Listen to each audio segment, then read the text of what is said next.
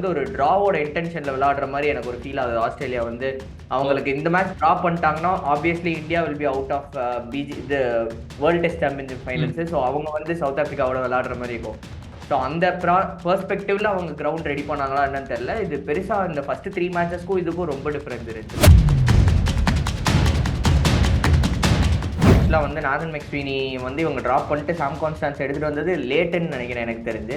Because அதாவது அவரை வந்து நம்ம டிகிரேட் பண்ணல, பட் இவரோட பேட்டிங் பர்ஃபார்மன்ஸ் வந்து இட் வாஸ் எக்ஸ்ட்ராடினரி. அண்ட் வந்து டேக்கிங் ஆன் பிரைம் பும்ரா வந்துட்டு சும்மாலாம் இல்லை.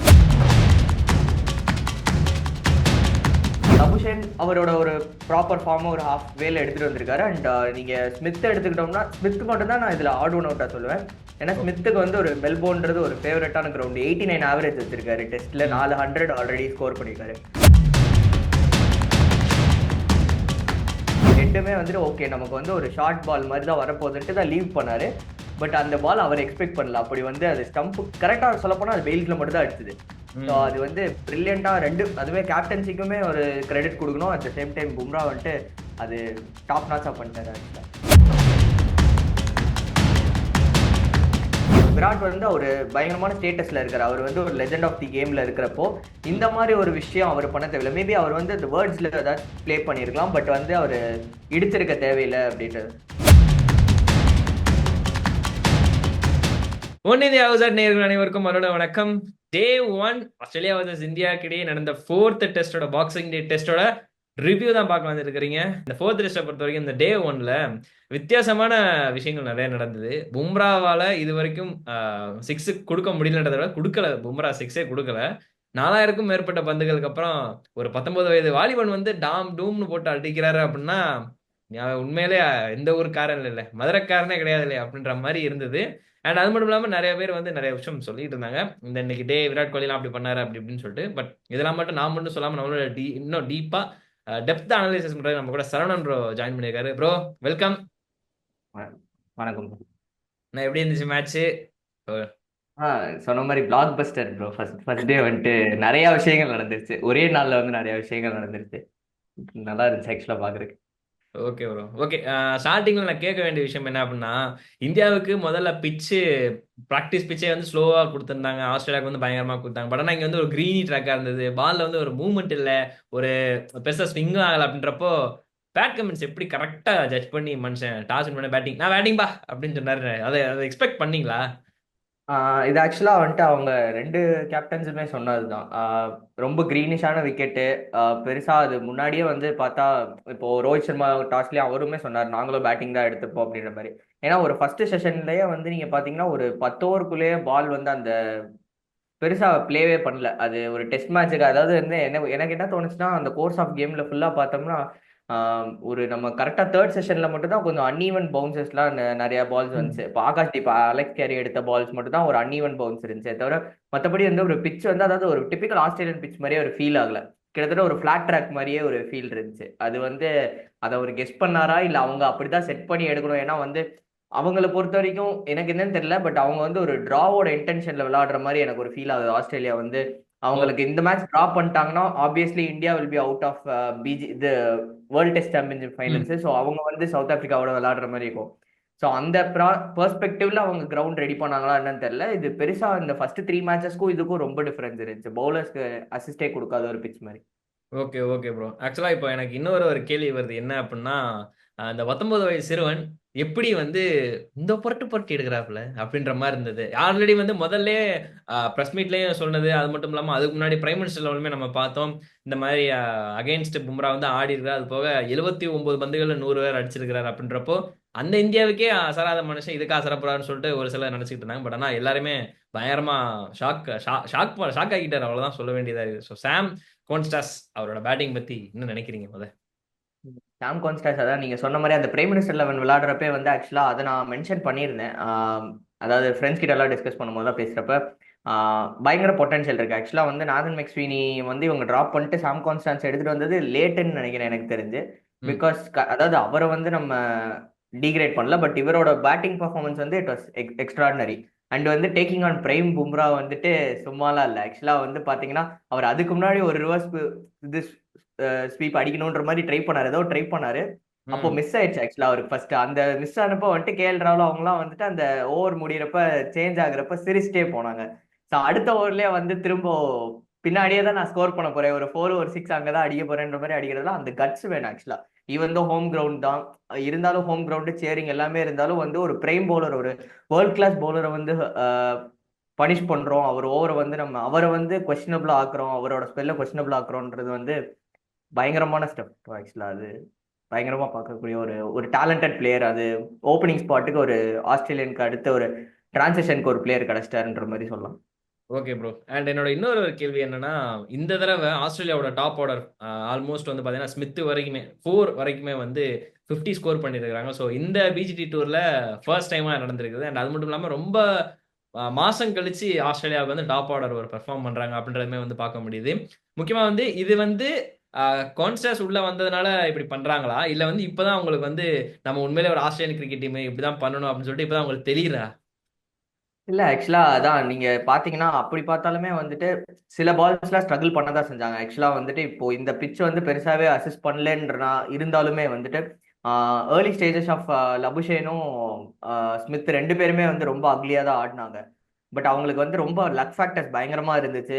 பெருசா வந்து எல்பிடபிள்யூ கால்ஸ் வந்தாலுமே அம்பையர்ஸ் கால் அது மாதிரிலாம் போன மாதிரி தான் இருந்துச்சு ஸ்மித்துக்கு. லபுஷன் அப்புறம் ஒரு 20 எடுத்ததுக்கு அப்புறம் அவர் கான்ஃபிடென்ட்டா விளையாட ஆரம்பிச்சாரு. அண்ட் பிட்ச் அவங்களுக்கு வந்து ரொம்ப நல்லாவே அசிஸ்ட் பண்ணனால பெருசா மூவ்மெண்ட்டே இல்லைன்னு உடனே ம். அவங்க பெர்ஃபார்ம் பண்ண ஆரம்பிச்சிட்டாங்க. ஸோ அதுதான் அவங்களுக்கு அது ஒரு பூஸ்டா இருந்திருக்கு. பட் கவாஜாக்கு வந்து கிட்டத்தட்ட வந்து அவரு ரொம்ப ஒரு என்ன சொல்றது, ப்ராப்பரா அவர் ஆடக்கூடிய ஒரு 50லாம் கிடையாது. அவர் பயங்கரமா டைம் எடுத்து ரொம்ப அங்கிட்டு இங்கிட்டு ஸ்ட்ரைக் ரொட்டேட் பண்ணி தான் அவர் அடிச்சாரு. ஸோ ப்ராப்ளி பார்த்தா இது வந்து அவங்க அடுத்து டக்குன்னு ஃபார்முக்கு வந்த மாதிரிலாம் இல்லை கவாஜா பொறுத்த வரைக்கும். அண்ட் லபுஷேன் அவரோட ஒரு ப்ராப்பர் ஃபார்மை ஒரு ஹாஃப் வேல எடுத்துட்டு வந்திருக்காரு. அண்ட் நீங்க ஸ்மித் எடுத்துக்கிட்டோம்னா ஸ்மித் மட்டும் தான் நான் இதுல ஆட் ஒன் அவுட்டா சொல்லுவேன். ஏன்னா ஓகே. ஸ்மித்துக்கு வந்து ஒரு மெல்போர்ன்றது ஒரு ஃபேவரட்டான கிரவுண்ட். 89 ஆவரேஜ் வச்சிருக்காரு, டெஸ்ட்ல ம். 400 ஆல்ரெடி ஸ்கோர் பண்ணிருக்காரு. ஸோ அப்படி இருக்கும்போது அவருக்கு ஒரு ஃபேவரட் கிரவுண்டு. அந்த சில பிளேயர்ஸ்க்கு இருக்கும் அந்த கிரவுண்ட்னாலே நான் அடிப்பேன், நான் எவ்வளவு ஃபார்ம்ல இல்லைனாலும் அடிப்பேன் அப்படின்ற மாதிரி இருக்கும். ஸோ அப்படி இருக்கும்போது அவருமே கொஞ்சம் திணறினாலுமே அவர் அதுக்கப்புறம் பயங்கரமா ஸ்டெபிலைஸ் பண்ணிட்டார் அவரோட இன்னிங்ஸை. ஸோ அதனால ப்ராபப்ளி அவங்களுக்கு ஒரு நல்ல இன்னிங்ஸ் அமைஞ்சிருக்கு நாலு பேருக்குமே. Okay bro. எனக்கு இப்ப அப்படியே வந்து டிராவிஸ் ஹெட் கிட்ட வந்தேன்னா, மறுபடியும் அதே மாரி ஒட்டுமொத்த இந்தியர்கள் மனசையும் பும்ரா வந்து குளிர வைத்து விட்டார் அப்படின்னு தான் சொல்லணும். அந்த பால் டிராவிஸ் ஹெட்டே பார்த்துட்டு, "ஊ" அப்படின்ற மாரி ஒரு ரியாக்ஷன். "பரவால்லடா, பயங்கரமா பால் இதாகுதுடா" அப்படின்ற மாரி ஒரு ரியாக்ஷன் வந்துச்சு. ஸோ பும்ரா தனித்துவமா வச்சு பேசினாலும், டிராவிஸ் ஹெட்டோட விக்கெட்ட கம்பேர் பண்ணும்போது அது எப்படி இருந்தது? இந்த இடத்துல ஆக்சுவலா வந்துட்டு ரோஹித் சர்மாவோட கேப்டன்சியும் நான் வந்து கொஞ்சம் இதுல பிரைஸ் பண்ண வேண்டியது இருக்கு. ஏன்னா வந்து நம்ம ஆமா. இதுக்கு முன்னாடி நம்ம பேசினதுல எல்லாத்துலயும் பாத்தீங்கன்னா கடைசி ரெண்டு டெஸ்ட் மேட்சஸ்லயுமே வந்துட்டு ரோஹித் சர்மாவோட பாடி லாங்குவேஜாவே ரொம்ப க்ளூலெஸ்ஸா, டவுனா தான் இருந்தது. அதாவது க்ளூலெஸ்ஸா இருக்காரு அண்ட் டவுனா ரொம்ப ஃபீல் பண்றாரு. அவர்கிட்ட அந்த ஒரு எனர்ஜி இல்லை அப்படின்ற மாதிரி. இப்போ இந்த டெஸ்ட் மேட்ச்ல நமக்கு கிட்டத்தட்ட அந்த ஃபர்ஸ்ட் ரெண்டு செஷன்லயும் பெருசா நமக்கு விக்கெட்ஸே வரலனாலும் அவர் வந்து ஒரு நல்ல என்ன சொல்றதுன்னா அந்த இதுக்கு டிஃபரன்சியேஷன் தெரிஞ்சு கொஞ்சம் ஃபீல்ட் பிளேஸ்மெண்ட் இன்னுமே அவர் பெட்டரா பண்ணியிருக்கணும். ஆனா ம். அதெல்லாம் தாண்டி வந்துட்டு ஒரு ஸ்பிரிட் ஆஃப் தி கேம் வந்து அப்படியே மெயின்டைன் பண்ணிட்டே இருந்தாரு. அடிக்கடி வந்து ஃபீல்டர்ஸ்ட பேசுறதா இருக்கட்டும், அண்ட் அவர் வழக்கம் போல ஜோக் பண்றதா இருக்கட்டும். இப்போ இதுல பாத்தீங்கன்னா ஜெய்ஸ்வால்லாம் வந்துட்டு கலாச்சிருந்தாரு ஆக்சுவலா மேட்ச் நடந்துட்டு இருக்கிற டைம்ல. ஸோ ஆ. அந்த மாதிரி இருக்கிறப்போ அதே மாதிரி வந்து இப்போ கரெக்டா வந்து இந்த பார்ட்னர்ஷிப் பிரேக் ஆகுது. ஒரு பெரிய பார்ட்னர்ஷிப் ஸ்மித்தும் லபுஷேனும் கொண்டு வந்திருக்காங்க. அந்த ஸ்மித் லபுஷேன் போறாரு. ஸோ ஹெட் வராருன்றப்ப ஹெட்டை வந்து நம்ம ரிலாக்ஸ் பண்ணிடக்கூடாதுன்னு உடனே பும்ரா எடுத்துட்டு வந்தது. அண்ட் அந்த இடத்துல பும்ரா வந்து பவுன்சர் கான ஃபீல்ட் செட் பண்ணிட்டு நல்ல நல்ல டாப் ஆஃப் தி ஸ்டம்ப்ஸ்ல போட்ட பால் வந்து அது வந்து அவருக்கு ஆக்சுவலா க்ளூலெஸ்ஸா இருந்தார். அவர் வந்து என்ன நினைச்சாருன்னா, நீங்க கமெண்ட்ரியிலே பாத்தீங்கன்னா கரெக்டா அவர் அந்த பால் ஃபேஸ் பண்றதுக்கு முன்னாடி they are planning to bowl for the ribs அப்படின்ற மாதிரி தான் பேசிட்டு இருந்தாங்க. ஸோ வந்துட்டு அவருமே அப்படிதான் நினைச்சிருப்பாரு. ஹெட்டுமே வந்துட்டு ஓகே நமக்கு வந்து ஒரு ஷார்ட் பால் மாதிரி தான் வரப்போகுதுன்ட்டு தான் லீவ் பண்ணாரு. பட் அந்த பால் அவர் எக்ஸ்பெக்ட் பண்ணல. அப்படி வந்து அது ஸ்டம்ப் கரெக்டா சொல்ல போனா அது பெயில்ஸ்ல மட்டும் தான் அடிச்சது. ஸோ ம். அது வந்து பிரில்லியண்டா ரெண்டு அதுவே கேப்டன்சிக்குமே ஒரு கிரெடிட் கொடுக்கணும். At the same time Bumrah வந்துட்டு அது டாப் நாச்சா பண்ணிட்டாரு ஆக்சுவலா. Okay bro. இப்ப பயங்கரமா ரொம்ப ஹீட்டா பேசப்படுற ஒரு விஷயம் என்ன அப்டின்னா, விராட் கோலியோட அந்த ஒரு ஸ்லெட்ஜிங் அகைன்ஸ்ட் சாம் கார்ன்ஸ்ஹாட்ஸ். ஆக்சுவலா வந்து பார்த்தீங்கன்னா, இந்த ஸ்லெட்ஜிங் வந்து ஒரு சிலர் என்ன சொல்றாங்க அப்டின்னா, ஆ இல்ல இது ஏற்கத்தக்கது தான். விராட் கோலிக்கு இதே மாரி தான் ஆரம்ப கட்ட காலத்துல வந்து ஆஸ்திரேலியா பிளேயர் பண்ணாங்க. ஆஸ்திரேலியன் கிரவுடுமே அவங்க முன்னாடி வச்சு செஞ்சாங்க. அதுக்கப்புறம் ஹர்பஜன் சிங்க வந்து ரிக்கி பாண்டிங் வந்து வேணும்னே தட்டி விட்டு போனாரு. அப்ப இந்தியன் டீம் வந்து அமைதியா இருந்தாங்க. இப்ப ஏன் இவங்க இவ்ளோ துள்றாங்க அப்டின்ற மாரி ஒரு சிலர். இன்னொன்னு வந்து ரவி சாஸ்திரியும் சொல்லியிருந்தாரு. உங்களுக்குன்னு ஒரு பார்டர் லைன் இருக்கு. அத நீங்க தாண்டாதீங்க. அத நீங்க தாண்டினீங்கன்னா தப்பு அப்டின்ற மாரி சொன்னாரு. பட் எல்லாருமே பாக்குறப்ப வந்து ஒரு சில கோலி சைடு தான் நிக்க போகும்போது இதை வந்து ஏன் இன்னும் வந்து பெருசா யாருமே பார்க்கல. முக்கியமா 20% ஃபைன் வேற போட்டாங்க அப்படின்னு இருக்கிறப்போ என் பார்வைக்கு வந்து அவங்க அப்படி பண்ணும்போது ஏன் இங்கிட்டு கோலி பண்ணா என்ன தப்பு? மிச்சல் ஜான்சன் இதே மாதிரி தான் விராட் கோலியோட 25 வயசுல அப்போ 2014 ஆடிட்டு இருக்கும்போது அப்படின்னு இருக்கிறப்போ மிச்சல் ஜான்சன் அப்ப பண்ணப்போ எல்லாரும் ரசிச்சாங்க, Johnson you are the great அப்படின்னு. பட் இப்போ வந்து கோலி 19 வயசு பண்ற அந்த ஏஜ் டிஃபரன்ஸ் வச்சு சொல்றாங்களா, இல்ல வந்து நீங்க இதை எப்படி பாக்குறீங்க? என்னை பொறுத்த வரைக்கும் இது ஒரு ஸ்பாட் ஆஃப் ஸ்லெட்ஜிங்கா இருந்தாலும் அப்ப பண்றப்போ யாரும் அமைதியா இல்ல, இப்ப பண்றப்போ ஏன் இவ்வளவு எல்லாரும் கோவப்படுறாங்க அப்படின்ற மாதிரி எனக்கு தோணுது. சோ உங்களோட பதில் இது என்னது? ஸோ நீங்க சொன்னபடி பார்த்தா நீங்க சொன்ன பாயிண்ட்ல இருந்தே சொல்லணும்னா வந்துட்டு ஜான்சனோட ஒரு ஸ்லெட்ஜிங் எப்படி இருந்துச்சுன்னா, ஜான்சன் ஆக்சுவலா எதுல ஸ்லெட்ஜிங் ஆரம்பிச்சதுன்னா, ஜான்சன் வந்து ஃபர்ஸ்ட் வாக்குவாதமா தான் இருந்துச்சு. ம். அப்புறம் வந்து அவர் திரும்ப பாலை வந்து புடிச்சிட்டு அவர் த்ரோ பண்ணாரு, அது விராட் கோலி மேல பட்டுச்சு. ஸோ இதுவுமே வந்து ஆக்சுவலா தப்பான ஒரு விஷயம் தான். ஆனா வந்துட்டு எப்படின்னா, அது it was not body to body கான்டாக்ட்ன்ற மாதிரி கூட வச்சுக்கலாமே. இது வந்து அவர் வந்து ரொம்ப இன்டென்ஷனலா வந்து இடிச்ச மாதிரி தான் இருந்துச்சு. ஆக்சுவலா விராட் கோலி வந்து அது ப்ராப்ளம் பண்ணும், ஒரு டிஸ்டர்பன்ஸ் மேக் பண்ணுன்ற மாதிரி தான் அவர் அந்த ஸ்லெட்ச் பண்ணாரு. ஆனா எனக்கு என்னன்னா, அட் த சேம் டைம் நீங்க இவரு ரவிசாஸ்திரி சொன்ன மாதிரி பாத்தீங்கன்னா வந்து விராட் வந்து ஒரு பயங்கரமான ஸ்டேட்டஸ்ல இருக்காரு. அவர் வந்து ஒரு லெஜெண்ட் ஆஃப் தி கேம்ல இருக்கிறப்போ இந்த ம். மாதிரி ஒரு விஷயம் அவர் பண்ண தேவையில்லை. மேபி அவர் வந்து இந்த வேர்ட்ஸ்ல ஏதாச்சும் ப்ளே பண்ணியிருக்கலாம், பட் வந்து அவர் இடிச்சிருக்க தேவையில்லை அப்படின்றது. ஆனா என்னன்னா வந்து இது at the end of the day வந்து அவங்களும் பண்ணியிருக்காங்க, நம்மளும் பண்றோம் அப்படின்ற ஒரு கான்செப்ட் குள்ள போகக்கூடாது. மேபி அவங்கள வந்து நம்ம வந்து இப்படி நம்ம ஸ்லெட்ச் பண்றதுக்கு பதிலா வந்து ஒரு சைலண்டான வேலையை நம்ம போயிடலாம்.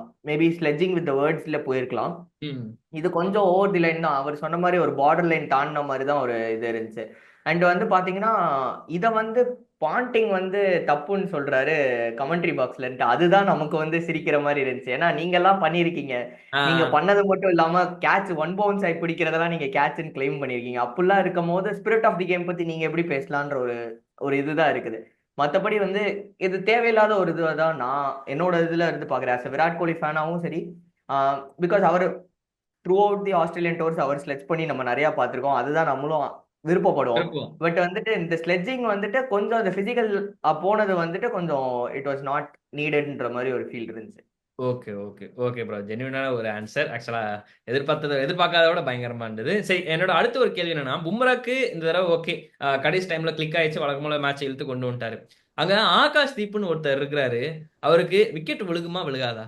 அவர் நல்லா தான் போறாரு. ஆனா அப்படின்னு ஏன் சிக்க மாட்டேங்குது அப்படின்னு எல்லாருமே அதான் கேள்வி கேட்கறாங்க. ஏன்னா இதுக்கு முன்னாடி டெஸ்ட்டுமே வந்து அவ்வளவு சூப்பரா பவுலிங் போட்டிருக்காரு. லைன்ல செம்மையா மெயின்டைன் பண்றாரு. ஆனா விக்கெட் விழுக மாட்டேங்குது. இன்னைக்கும் அப்படியே தான் ஆகுது. அவருக்கு என்னதான் ஆச்சு அப்படின்ற மாதிரி எல்லாருமே கேள்வி கேட்கறாங்க. ஆக்சுவலா அதுதான் அது அது வந்து ஆக்சுவலா பேசணும்னு நினைச்சேன். ஆகாஷ்தீப் தான் எனக்கு தெரிஞ்சு வந்து ஃப்ரண்ட் லைன் பவுலரா இருக்காரு. எனக்கு தெரிஞ்சு ம். சிராஜ் வந்து அவ்வளோ ரொம்ப இன்னுமே அவர் வந்து எஃபிஷியண்டா இல்ல. அண்ட் ஆமா. இன்னைக்கு அவரு வந்து சிராஜ் அவருமே டென்ஷன் ஆனா பால வந்து வேற எங்கேயாவது போட்டுறாரு. 2 தடவ கொலை ஆமா முயற்சிக்கிற மாரி பண்ணியிருந்தாரு. கோல் சாட்ஸுக்கும் 3 தடவை பண்ணியிருந்தாரு மூணு லபுஷேலுக்கு. தடவையா? ஆமா ஓ சாரி. ஆமா 3 தடவை அபிஷேக் பண்ணியிருந்தாரு. ஸோ அப்படி பார்க்கும்போது வந்து ஆகாஷ்தீப் வந்து அவரோட லைன் அண்ட் லென்த் பயங்கரமா இருக்கு. அண்ட் வந்து பாத்தீங்கன்னா இதுல நான் இன்னொன்னு ஒன்று மென்ஷன் பண்ணணும்னு நினைச்சது என்னன்னா வந்து எம்சிஜில வந்து பால் கொஞ்சம் வந்து ஃபீல் எப்படி சொல்றதுன்னா ஸ்லிப்ஸ்க்கு வந்து கொஞ்சம் ஃப்ரண்ட்ல வந்து உழுகுது. நீங்க பாத்தீங்கன்னா எட்ஜஸ் ஆமா. நிறைய எட்ஜ் வந்துச்சு. எல்லா எட்ஜுமே ஒன் பிட்ச்ல வந்து தான் ஒரு ஃபீல்டருக்கு வந்து ஸ்லிப் செகண்ட் ஸ்லிப்ல இவருக்கு விராட் கோலிக்கா இருக்கட்டும், ம். எங்கனாலும் வர்றது அப்படிதான் இருந்திருக்கு. சில பால் வந்து ரிஷப்கே வந்து ஒன் பவுன்ஸ்ல தான் வருது. ஸோ அப்படி இருக்கும்போது கொஞ்சம் இதை வந்து ரோஹித் இல்ல டீம் எல்லாருமே அனலைஸ் பண்ணி கொஞ்சம் அவங்க முன்னாடி நின்றுக்கணும் அப்படின்ற ஒரு இது தோணுது. ஏன்னா வந்துட்டு அது வந்து சில விக்கெட்ஸை நம்ம கொடுத்துருக்கலாம். ஆகாஷ் தீப்புக்கு நம்ம பேசுறப்போ ஆகாஷ் தீப்புக்கு வாங்கின எட்ஜஸ் பத்தி சொல்றேன். அண்ட் ஆகாஷ் தீப் அவருக்கு அது என்னன்னு தெரியல. அது வந்து அவருக்கு கரெக்டா டைம் அமைய மாட்டேதான் தெரியல. ஏன்னா ஸ்மித்தை வந்து பயங்கரமா எனக்கு தெரிஞ்சு வந்து இந்த சீரீஸ்ல வந்து பும்ரா வந்து ட்ரபுள் பண்ணதுக்கு அடுத்து ஆகாஷ் தீப் தான் ட்ரபுள் பண்ணியிருக்காருன்னு நினைக்கிறேன். இன்னைக்கு இன்னைக்கு நீங்க இன்னிங்ஸ் எடுத்து பாத்தீங்கன்னாலுமே வந்துட்டு அவர் அவர்கிட்ட மட்டும் தான் கொஞ்சம் அக்லியா விளையாண்டுருக்காரு. மத்தவங்க கிட்ட தான் இப்ப நீங்க ஜடேஜா வாஷிங்டனை தான் வந்து அவர் அட்டாக் பண்ணி ஆடி இருக்காரு. சிராஜா ஒரு சிக்ஸ் அடிச்சிருக்காரு. பட் ஆகாஷ் தீப் வந்து அவர் ரொம்பவே வந்துட்டு ஆகாஷ் தீப் கிட்ட அடிச்ச பவுண்டரிஸ் எல்லாம் பாத்தீங்கன்னா பின்னாடி தான் போயிருக்கு. அவர் ரொம்ப அக்லியான ஷாட்ஸ் ஆடி தான் ஆடி இருக்காரு. ஸோ அப்படி இருக்கும்போது ஆகாஷ் தீப்க்கு வந்து அது கரெக்டா அமையல. அது பேட்ஸ்ல கரெக்டா இருந்துருந்துச்சுன்னா ஸ்மித் காலியா இருப்பாரு. ஒரு தடவை மிஸ்ஸிங் போயிருக்கு, ஒரு தடவை வந்து அம்பையர்ஸ் கால் ஆயிருக்கு. ஸோ அப்படி இருக்கும்போது அது அன்லக்கி தான். மேபி அவர் இது எல்லாமே விக்கெட்ஸை டர்ன் பண்ணுவாருன்னு நம்புவோம். அதுதான் சொல்றோம். Okay bro. ஓகே. டே 1ஓட கேட்க வேண்டிய கேள்விகள் எல்லாமே வந்து ஆல்மோஸ்ட் முடிஞ்சிருச்சு. இப்போ எனக்கு இன்னொரு ஒரு கேள்வி என்னன்னா, இப்போ இதுக்கு அடுத்து டே 2 நாளைக்கு அதே மாரி தான். காலையில வந்து வின்டர் வைப்ஸோட எந்திரிக்க வேண்டியதா இருக்கும். அந்த அந்த அந்த டைம்ல வந்து இப்போ இதுக்கடுத்து ஆஸ்திரேலியா இன்னும் எவ்வளவு ரன்கள் அடிப்பாங்களோ 400க்கு மேல எதிர்பார்ப்பாங்க, பார்க்கலாமா? கண்டிப்பா அவங்க மைண்ட் செட் அப்படிதான் இருக்கும்னு நினைக்கிறீங்களா? அவங்க மைண்ட் செட் அதுதான் இருக்கும் ப்ரோ. ஆனா வந்து நம்ம வந்து என்ன பண்ணணும்னா ஒரு 350 டு 360க்குள்ள அவங்கள வந்து ரேப் பண்ண பார்க்கணும். ஏன்னா மறுபடியும் வந்து பிட்ச் வந்து ஆக்சுவலா நாளைக்கு திரும்ப வந்து கொஞ்சம் ஃப்ரெஷ்ஷா இருக்கும் ரோல்லாம் பண்ணதுக்கு அப்புறம். ஸோ ம். அதனால ஸ்டார்டிங்ல கொஞ்சம் ஸ்விங்ஸ் இருக்கலாம், எக்ஸ்பெக்ட் பண்ணலாம் நம்ம. அப்படி இருக்கிறப்போ வந்து ஸ்டில் நம்மளுக்கு செகண்ட் நியூ பால் வந்திருக்கு, அதை வச்சு நம்ம ப்ளே பண்ணலாம். அண்ட் வந்துட்டு டக்குன்னு ஸ்மித் எடுத்துட்டு அண்ட் டெய்லண்டர்ஸை ரேப் பண்ண பார்க்கணும். ஏன்னா வந்து 360 370க்கு மேல போயிருச்சுன்னா இது வந்து பொட்டன்ஷியலாவே ஒரு ஹை ஸ்கோர் மாதிரி ஆயிரும் ஃபர்ஸ்ட் இன்னிங்ஸ்ல. ஸோ ஆட்டோமேட்டிக்கா பேட்டிங்க்கு வந்து நம்ம வர்றப்போ வந்துட்டு ஒரு ப்ரெஷர் ஆட் ஆன் ஆயிருக்கும். அட் த சேம் டைம் அவங்கள ரொம்ப நேரம் ஆட விட்டு இஃப் ஈவன் அவங்க ஸ்கோர் பண்ணலனாலும் ஒரு 20 ஓவர்ஸ்க்கு மேல ஆடிட்டாங்கன்னா வந்து பிட்ச் வந்து ரொம்ப ட்ரை ஆயிரும். பிட்ச் வந்து ஆல்ரெடி நிறைய பிளே ஆனனால அடுத்து வந்து பிட்ச்ல வந்து நீங்க இன்னைக்கு பார்த்த மாதிரி தான், இன்னைக்கு தேர்ட் செஷன்ல வந்து அன்இவன் பவுன்சஸ் நிறைய இருந்துச்சு. ம். ம். ஸோ அந்த மாதிரி அன்இவன் பவுன்சஸ் வந்து நம்ம பேட்ஸ்மேன் வர்றப்போ நம்ம பேட்ஸ்மேன் பிடிக்கிற ஃபர்ஸ்ட் 10 ஓவர்ஸ்ல அந்த மாதிரி ஆச்சுன்னா நம்ம இருக்கிற டாப் ஆர்டர் வந்து மறுபடியும் ஃபம்புல் ஆக சான்ஸ் இருக்கு. So okay. அதனால எவ்வளோக்கெவ்வளோ வந்து நம்ம ஃபாஸ்டா ஒரு 20 ஓவர்ஸ் 15 டு 20 ஓவர்ஸ்க்குள்ள ரேப் பண்ண ட்ரை பண்றாங்களோ 360க்குள்ள இருந்துச்சுன்னா நமக்கு வந்து இந்த டெஸ்ட்டை வந்து ப்ரொசீட் பண்றதுக்கு ஈஸியரா இருக்கும். அட் த சேம் டைம் அவங்க வந்து ப்ராபப்ளி பாத்தீங்கன்னா ஸ்மித் இருக்காரு. ஸோ அவர் ஒரு கேம் புல் ஆஃப் பண்ணக்கூடிய ஒரு பர்சன் தான். டெய்லண்டர்ஸ் வச்சுட்டே அவர் பேட் பண்ணுவாரு. ஸோ அதனால வந்துட்டு அவர் இன்னும் பெருசா ஸ்கோர் பண்ணணும், 400 பிளஸ் போகணுன்றது தான் அவங்களோட ஒரு டார்கெட்டா இருக்கும். Okay bro. One last question நான் முன்னாடி கேட்க நினைச்சேன், மறந்துட்டேன். ஸ்பின்னர்களுக்கு ஜடேஜா வந்து ஓகே ஒத்துழைச்சாரு, விக்கெட் எடுத்து கொடுத்தாரு. நம்ம யாரு கான்சாட்சர் வந்து எடுத்தாரு. அந்த அப்படியே அது முடிஞ்சதுக்கு அப்புறம் லஞ்சுக்கு அப்புறம் நம்ம பெருசா பார்க்கல. அப்புறம் வாஷி ரொம்ப லேட்டா வந்தாரு. இந்த இடைப்பட்ட தூரம் எதுக்காக அப்படின்றது வந்து நீங்க நினைக்கிறீங்க? ஆக்சுவலா ஸ்பின்னர்கள் வந்து அந்த இடத்துல கிளிக் ஆச்சு லைட்டா. வாஷியை கொண்டு வந்து மேபி லிட்டில் பிட் ஒரு ட்ரபிள் பண்ணிருக்கலாம் எனக்கு தோணுது. உங்களோட ஒப்பீனியன் என்னது? அந்த இடத்துல எனக்கு தெரிஞ்சு நான் அதுவும் மென்ஷன் பண்ணணும்னு நினைச்சேன். ஆக்சுவலா இன்னைக்கு வந்து நம்ம 86 ஓவர்ஸ் வந்து பவுல் பண்ணிருந்தோம். அதுல வந்து 21 ஓவர்ஸ் வந்து பும்ரா போட்டிருக்காரு. கிட்டத்தட்ட பாத்தீங்கன்னா 25% ஆஃப் ஓவர்ஸ் வந்து அவர் அவர் போட்டிருக்காரு. போட்டிருக்காரு. ஆனா வந்து உங்க கையில 6 பவுலர்ஸ் எடுத்துட்டு போயிருக்கீங்க, நீங்க இதுக்காக 2 ஸ்பின்னர்ஸ் எடுத்துட்டு போயிருக்கீங்க. இன்ட்ரடக்ஷன் ஆஃப் வாஷி வந்து 50வது ஓவர்ல நீங்க கொண்டு வர்றீங்க. நிதிஷ்குமார் ரெட்டிக்கு ரெண்டு ரெண்டு ஓவர் ஸ்பெல் கொடுத்தீங்க. அதுக்கப்புறம் நிதிஷ்குமார் ரெட்டிக்கு ஸ்பெல் இல்லை, ஐ மீன் அதுக்கடுத்து ஒரு ஸ்பெல் வருது அவருக்கு. ஒரு ப்ராப்பரான ஸ்பெல் ரொட்டேஷன் இல்ல. அந்த சேம் டைம் வந்து நீங்க வாஷி எடுத்துட்டு வந்ததே ஒரு ஸ்பின்னுக்கு ஆகுதல்ல. இப்போ உங்களுக்கு ஒரு ஸ்பின் ஆகுது ஆகலன்றது ரெண்டாவது. பட் ஒரு டைடி ஓவர்ஸ் போடுறதுக்கு வேணும்ல. ஆக்சுவலா வந்து உங்களுக்கு திடீர்னு தான் கிளிக் ஆகும். இப்போ பாத்தீங்கன்னா வந்து ஜடேஜாவுமே திடீர்னு கிளிக் ஆச்சு. அந்த பால் ம். வந்து பெருசா டேர்ன் ஆகல, எதுவுமே ஆகல, ஸ்ட்ரைட்டா தான் வந்து அதான். பேட்ஸ்ல அடிச்சது சாம் காலி. ஸோ அப்படி இருக்கும்போது வந்துட்டு வாஷியை திரும்ப நீங்க எடுத்துட்டு வந்துடலாம். வாஷி கொஞ்சம் கைண்ட் ஆஃப் ஃபாஸ்டா போடக்கூடிய ஒரு பர்சன் தான். ஸோ அப்படி இருக்கப்போ அதெல்லாம் எடுத்துட்டு வந்திருந்தா மேபி இன்னும் எஃபெக்டிவா இருந்திருக்கும். வாஷியை வந்து 50 ஓவர்ஸ் பிளஸுக்கு அப்புறம் யூஸ் பண்றது வந்துட்டு ரொம்ப அவரையுமே லேட்டா கொண்டு வந்து அவராலையும் எஃபெக்டிவா போட முடியல. ஸோ இந்த பவுலிங் ரொட்டேஷன் ரோஹித் சர்மாவுக்கு ஒரு இன்னுமே வந்து அவருக்கு அது செட் ஆக மாட்டேங்குது. அவர் ஏன் அப்படி பண்றாருன்னு தெரியல. வித் 6 பவுலிங் ஆப்ஷன்ஸ் அவர் திரும்ப பும்ரா கிட்ட தான் போறாரு பிரேக் த்ரூக்கு. Okay bro. Okay bro. Okay bro. So day ஒன்னோட ரிவ்யூ சக்ஸஸ்ஃபுல்லா முடிச்சு கொடுத்துட்டீங்க. ரொம்ப தேங்க்யூ ஜாயின் பண்ணதுக்கு. அண்ட் ஓகே மக்களே, இதுக்கப்புறம் வந்து நான் நாளைக்கு டே 2 ரிவ்யூ இருக்கு, அதையும் தரமா பார்த்துருங்க. இன்னைக்கு டே ஒன்னோட ரிவ்யூ பத்தி என்ன நினைக்கிறீங்க? என்னது பயங்கரமா நடந்தது? விராட் கோலி அந்த ஒரு ஹீட்டட் ஆர்குமெண்ட் தேவையா அப்படின்ற தரமா கீழே கமெண்ட் பண்ணுங்க. வேற ஒரு வீடியோ தரணும் சந்திக்கிறேன். And thank you Saravanan bro, thank you for joining us. Thank you bro.